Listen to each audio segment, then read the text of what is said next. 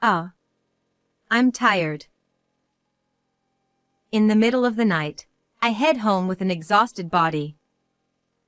Due to work, I stayed at the office quite late. Feeling sorry for my husband Felix and my father-in-law Oliver, who I live with, I hurried home. Suddenly, I stopped in front of my house. The garage was open. Before I could wonder why, the car in the garage suddenly sped out.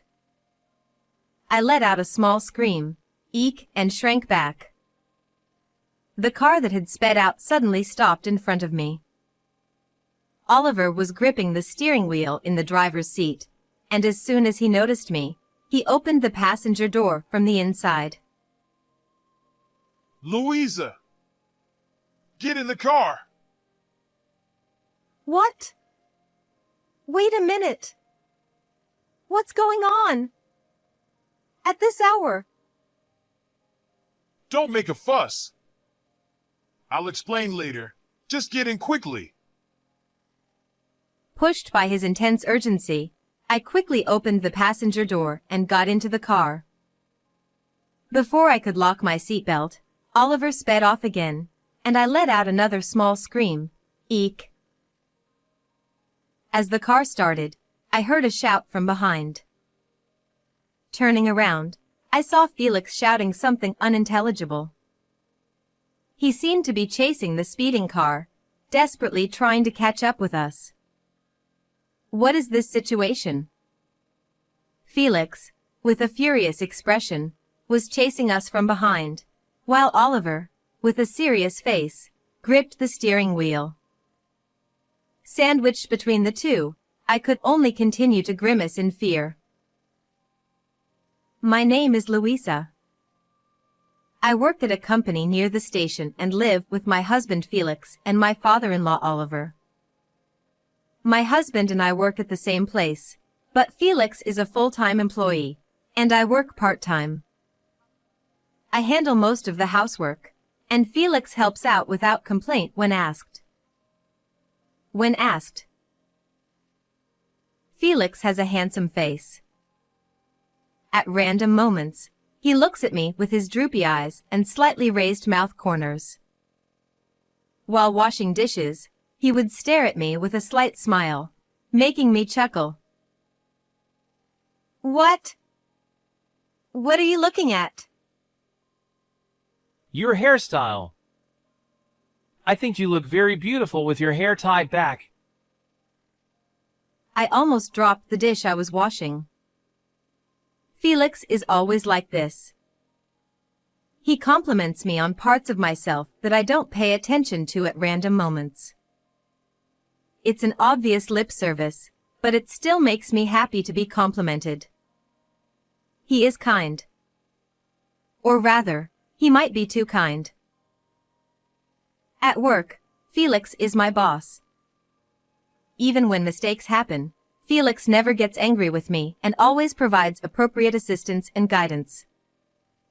To others, he may appear as a kind and wonderful husband. I think so too. However, there is a strange uneasiness lingering in my heart, and I wonder if I am a bad person for not being able to trust my overly kind husband.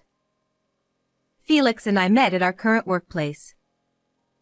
I remember that I didn't think anything special when we first met. Perhaps we progressed to marriage because we had common points with each other. That was a long time ago. My parents died in a car accident. It happened when I was in the 5th grade, on our way to a hotel for a trip. I was looking at the different countryside scenery from the car window. Suddenly, my father shouted, Stop! No! And my mother pulled me close with a pained cry. The driver of the oncoming car had an epileptic seizure and crashed into our car, making the news. My father and mother died. I only suffered minor fractures in my arms and legs. Relatives and friends who came to visit me said things like it's a miracle and I'm glad you're safe, as if I was lucky. Looking at my bandaged limbs, I questioned if this was really a miracle and if it was really good. My mother's relative, with tears in her eyes, said, Your mother died in a position protecting you.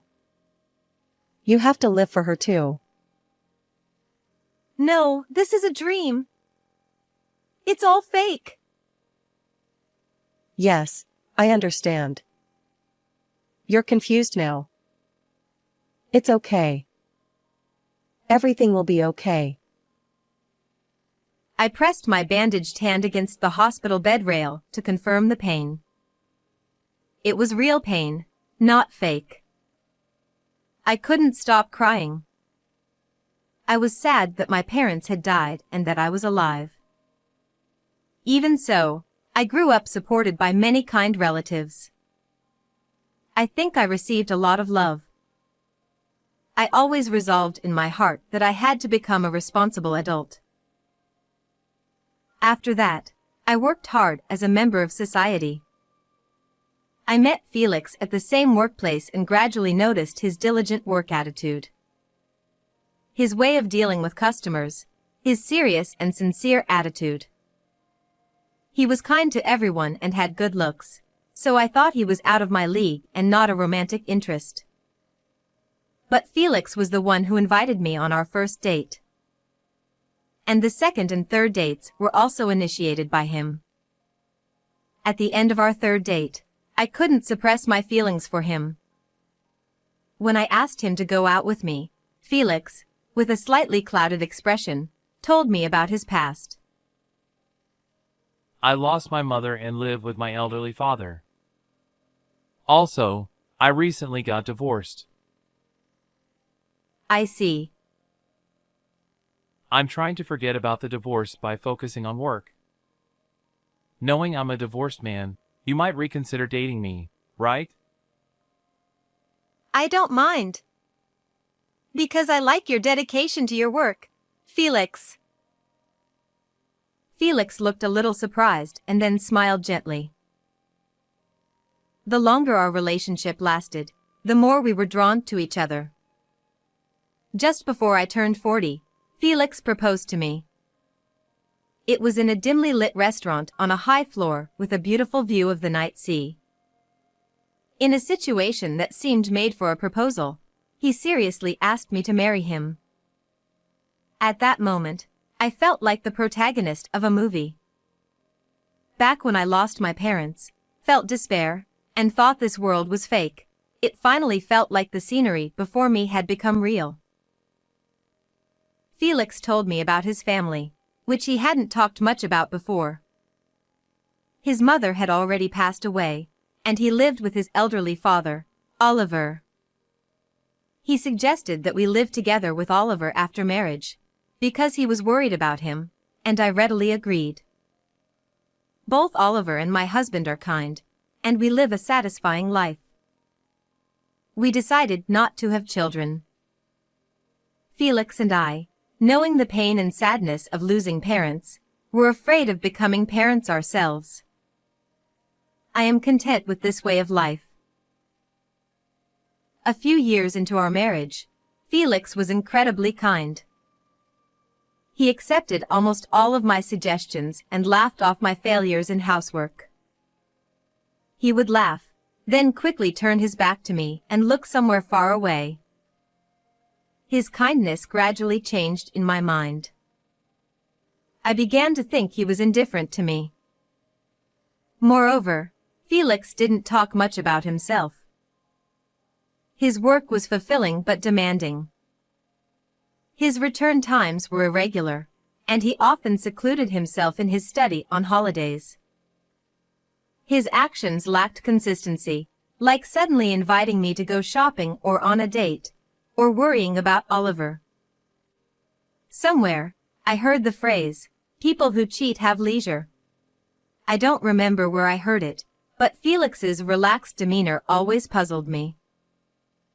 Felix was handsome and popular, but I couldn't tolerate infidelity. Wanting to trust Felix, I decided to hire a detective agency to investigate. They said it would take a week. The investigation was surprisingly expensive, but if it proved Felix's innocence, I could truly believe he was a kind person.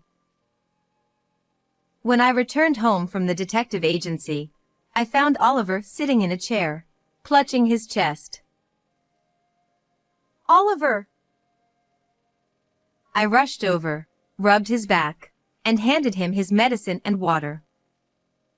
Oliver had a heart condition and was prescribed several medications. Due to his age, he also took many medications for managing blood pressure and cholesterol. Although I wasn't told the details, the medications seemed to be more for controlling the progression of his illness rather than curing it. Thank you. I should feel better in a bit. Oliver said.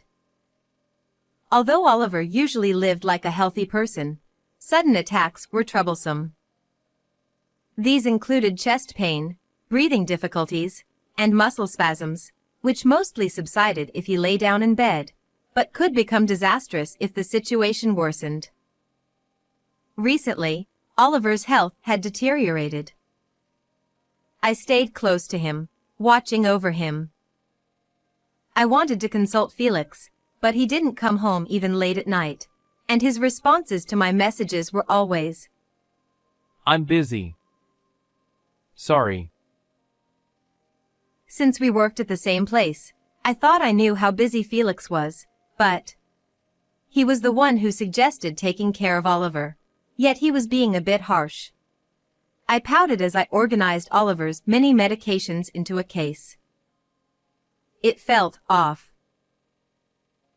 A week later, I was in the narrow office of the detective agency. Sitting on a well-worn sofa, I listened to the findings of the investigation. In conclusion, Felix was having an affair. I was told he was in a relationship with a woman named Ida. Ida, a name I had never heard before. As I looked at the name of this unknown woman and the photo of her profile, which seemed to have been taken secretly, I felt depressed. Divorce. I muttered as if it were someone else's problem. Losing my parents and getting used to loneliness, I had grasped a fleeting happiness. I smiled faintly.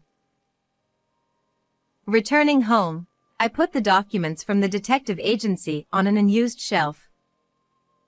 I put a kettle of water on the stove and started preparing my favorite herbal tea. As I poured hot water into the glass pot, the sweet, honey-like scent of linden filled the room. What a nice aroma, Louisa. Oliver said, coming out of his room while holding his leg slightly and smiling. I immediately supported Oliver by his side and sat him down on the living room sofa. When I handed him the TV remote, he shook his head quietly, so I made 2 cups of freshly brewed herbal tea and sat down. It's delicious. I should sleep well. Oliver said. How are you feeling, Oliver? I asked. There are good times and bad times. But how about you, Louisa? Aren't you tired from taking care of me? Oliver added with a laugh, as if it was difficult to say in front of me. That smile was very similar to Felix's when we first met. Maybe that's why. I found myself speaking as if I were in front of Felix. I told Oliver that I had hired a detective agency to investigate Felix. I expressed my feelings of being unable to forgive him. I mentioned that I would confront Felix with the facts and consider divorce depending on his attitude, and that I had prepared the documents. When I noticed Oliver listening to my story with a serious look, I immediately regretted it. This kind of talk, it's a marital issue, and it would only burden Oliver, who was suffering from health problems. Thank you for telling me, Oliver said. I tilted my head, not understanding the meaning of his words. Feeling awkward, I took my herbal tea and stood up to go to the kitchen. When I glanced back, Oliver was staring into space with a troubled expression. For a while after that, I hesitated to confront Felix with the fact of his affair. If we divorced, our current life would be destroyed. Having experienced the sudden change in life due to a car accident, I hated change. I was convinced that today was the same as yesterday and tomorrow the same as today was happiness. Even if it was a life connected by fake love. One day, due to not being able to fully focus on work because of taking care of Oliver, a problem arose with one of my clients. I had to come up with a clear plan to address the complaint. Long overtime hours were expected. I asked Felix to leave work early that day to take care of Oliver. Late at night, I walked home, exhausted. It took a long time, but I thought I had finally created the new schedule. Feeling sorry for coming home late, I hurried towards the house. I stopped in front of the house. The garage was open. Before I could think why, the car in the garage suddenly sped out. I let out a small scream and shrank back as the car screeched to a halt in front of me. Louisa! Get in the car! Oliver shouted. What? Wait a minute. What's going on? At this hour? Don't make a fuss. I'll explain later. Just get in quickly. Pushed by his urgent tone, I quickly opened the passenger door and got in. Before I could lock my seatbelt, Oliver sped off again, making me let out another small scream. As the car sped off, I heard a shout from behind. When I looked back, Felix was yelling something unintelligible. He seemed to be chasing the speeding car, desperately trying to catch up, but soon disappeared as the car turned a corner. With that volume, his voice must have echoed throughout the neighborhood at this late hour. I sank deeply into the seat and sighed. It was the first time I had seen Felix, usually so calm and composed, so agitated. Oliver, in the driver's seat, said nothing. It was probably something serious. I didn't know what had happened, but I decided to wait for Oliver to speak. For a while, we just drove on the public road. It didn't seem like we had a specific destination, just driving aimlessly. Finally, we stopped at a convenience store with a large parking lot. Oliver rested his forehead on the steering wheel and took a deep breath. Oliver! What happened? Felix seemed very angry. I'm sorry for the confusion. Well, where should I start? Oliver tapped his forehead on the steering wheel a few times, seemingly organizing his thoughts. Trying to be considerate, I said, "I'll get us some drinks." And bought drinks from the convenience store, handing one to Oliver. Sorry, Louisa. This is going to be a bit of a long story. Will you listen? With that preface, Oliver began his story. Oliver said, Yes, that's right. I need to start by talking about my wife, Felix's mother, Eliza. It was surprising that the root of this commotion was related to my deceased mother-in-law, and I tilted my head in confusion. Felix's mother, Eliza, was said to be a very amorous person. In her youth, she apparently dated multiple men simultaneously. You might think I should have divorced such a person, Louisa. But we already had young Felix. Considering that, I couldn't decide on a divorce. Oliver said. I thought I could understand a little. The reason I couldn't immediately demand a divorce after discovering Felix's affair was the fear of losing family. Marriage is not just a connection with the partner. I might lose Oliver, who has been kind to me, and his friends. Thinking that way, I couldn't take a step forward. But Eliza was never an irresponsible woman. That might have been her only virtue. Oliver continued. He said that Eliza made time for all the men she was dating and faced them earnestly. She never pushed household chores or childcare onto Oliver.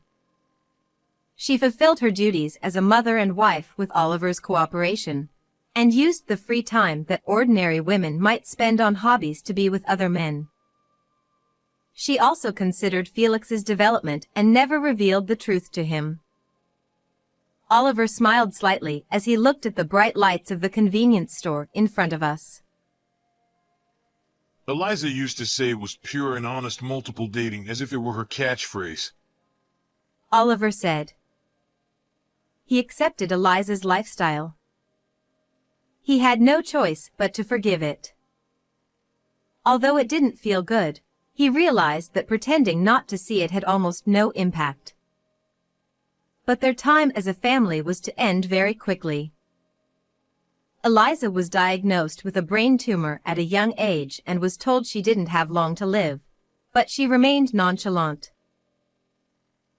Before her condition worsened, Eliza told each of her lovers about her illness and said goodbye. And in the end, Oliver let go of the steering wheel and gently looked at his palm. In the end, she passed away in the hospital ward, holding Oliver's hand. but I couldn't just be depressed. For Eliza's sake, I worked hard to raise Felix properly. Oliver said. However, bad signs began to appear when Felix was in high school. Felix grew up to be an extreme womanizer. Unlike Eliza, he inherited only her amorous nature in the worst way. He would charm women with gentlemanly behavior and then irresponsibly discard them when he got bored. Oliver tried to stop this by having careful conversations with Felix. But Felix's bad habits with women never changed, and he eventually got married to me. At first, I was against marriage. It was obvious that you would be unhappy, Louisa, but Felix. Oliver proposed living together as a condition for marriage. For Oliver, who had physical disabilities, it was a very attractive offer. However, most of Oliver's care was left to me, and while Felix appeared kind on the surface, he was always out playing. Despite being busy with work, he still made time to cheat, which was practically a disease. At first, he said things like, I'll stop playing around and prioritize married life. Oliver thought he would observe for a while, but in reality, Felix was secretly playing around. In the end, a person's nature doesn't change easily. Oliver said, Louisa, you told me about the results of the detective agency's investigation, didn't you? I was grateful for that. I thought it was time to give Felix the good scolding. It's kind of a strange story, I replied. What? Oh, yes, it is. Felix is twisted. I need to face my son properly. Oliver said. I looked down slightly. It wasn't just Felix who seemed strange to me. Eliza and even Oliver seemed odd. Eliza, who proudly had affairs. Oliver, who continued to forgive her with a strange kind of love. Pure and honest multiple dating? I felt a bit sorry for Oliver as he spoke about it with a hint of pride. By the way, why did you suddenly take me outside? Felix seemed very angry. I asked. When you came home earlier, Felix was happily talking on the phone with his lover. I thought it would be too harsh for you to see it directly. Oliver said. Apparently, Oliver had angrily snatched Felix's phone and smashed it on the floor. That's why Felix was angry and chased after us. But wait a minute. I already knew from the detective agency's investigation that Felix was having an affair. I didn't really care about him talking to another woman on the phone now. Have you calmed down a bit? Oliver asked. Yes, I have. I replied. Maybe Oliver was angry for my sake, but also for his own. Anger towards the deceased Eliza. He might be directing his misplaced anger at Felix. He probably wasn't even aware of it himself. Betrayed by someone and justifying it, with no one left to hate. Oliver started the engine, and the car began to move. We talked about confronting Felix with the fact of his affair when we got home. We parked the car in the garage. Felix, who had been silently drinking whiskey in the living room, glared at us resentfully. I silently placed the detective agency's report on the table. Felix, slightly drunk, rubbed his eyes and looked through the documents. This is, yes, a junior from my school days. It's not an affair or anything like that. Felix said. That's a poor excuse. The photos and the investigation results are clear. I replied. It's true. She seemed troubled with work and wanted a quiet place where we could be alone. Felix made a desperate excuse. It was rare to see him so flustered and lacking his usual composure.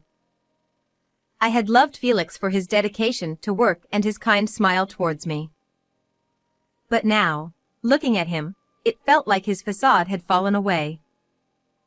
My feelings for Felix rapidly cooled, and his desperate excuses, no matter how valid or invalid they were, became irrelevant to me. Oliver said. Enough, Felix! Pay Louisa the alimony and agree to the divorce. Felix responded. This is a marital issue, isn't it? Stay out of it, Dad! Oliver retorted. I will interfere, because I'm your father. Felix was taken aback and then looked at me, quietly smiling. He must have realized from my cold eyes that I no longer had any affection for him. Honestly, I didn't have a strong desire to get a divorce. The procedures for divorce are troublesome, and there are many other hassles like changing my family register. But if I didn't take a step forward here, I would remain an unhappy woman forever, living a life pretending not to notice my husband's affair. I don't completely deny Oliver's way of living, but it still feels strange. I can't arrogantly talk about what the ideal marriage should look like. But I couldn't understand a relationship where one person is always sad or heartbroken. Felix, let's get a divorce. Right now. Felix pleaded. Wait, Louisa! I understand. I'll change my ways. I won't cheat anymore. I'll only look at you. So, please. I no longer intend to look at you, I said. With those words, Felix fell silent, and the night quietly passed. A year has passed since then. Felix surprisingly divorced me quite easily. Despite being a frivolous man, he still sends me emails like, "How are you?" or "Shall we go on a date?" I don't know if he's joking or serious, but I completely ignore him. Today is a sunny day. The cool, clear sky stretches above. I looked at myself in the mirror of the restroom, wearing a white dress that might be considered too youthful for my age. I'm still young. I'm still beautiful. The words Felix frequently said to me might have been lies, but the feelings I have now are undoubtedly genuine. My phone vibrated in my bag. When I put it to my ear, I heard a familiar voice. Louisa? It's been a while. It was Oliver on the phone, telling me about Felix's situation without me even asking. After the divorce, Felix suddenly became quiet and refrained from dating women. He hasn't found a new marriage partner yet and has been seriously taking care of Oliver and focusing on finding a new partner. Everything is moving in a good direction. Thank you for listening, Louisa. Oliver said. No, thank you. I'm sorry, but I have someone waiting for me, so I have to go. I hung up the phone and looked at myself in the mirror. I couldn't stay at the same workplace as my ex-spouse, so I found a new job at another company. To live alone, I needed to become a full-time employee, and this recent turmoil made me reflect on many things. Maybe I was afraid of love.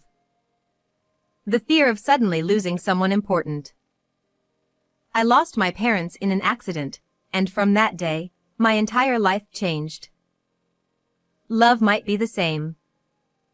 Even if you love someone, you will inevitably part ways someday. Even if it's not your fault, you might be suddenly told goodbye. Perhaps, during a date, if they say, "I'm going to the bathroom," and never come back, they might get caught in an unfortunate accident. No matter how long you stay together, people will always part with their loved ones. No one can live forever. Knowing that pain, suffering, and sadness from a young age, I might have been somewhat indifferent to love. I'm scared of truly falling in love. Maybe Felix sensed that feeling in me. I have no intention of condoning Felix's infidelity. But if I had truly loved him from the bottom of my heart, if I had desperately clung to him, trying to get his attention, even though he was always kind but somewhat indifferent. It's pointless to even imagine that. I look at myself in the mirror. Have I changed at all since that time a year ago? I lightly touch up my makeup and leave the restroom. In front of the elevator in the crowded shopping mall, there are a few families and couples standing. In that waiting area, a tall man smiles at me, and it feels like only his surroundings brighten up. I smile back at his smile. Casually, I hold his hand. He seemed a little surprised, but he held my hand without letting go. That made me so happy that I couldn't help but smile. Now, to truly find happiness, I take a step forward. How did you like this story? Please don't forget to subscribe to the channel. See you in the next video.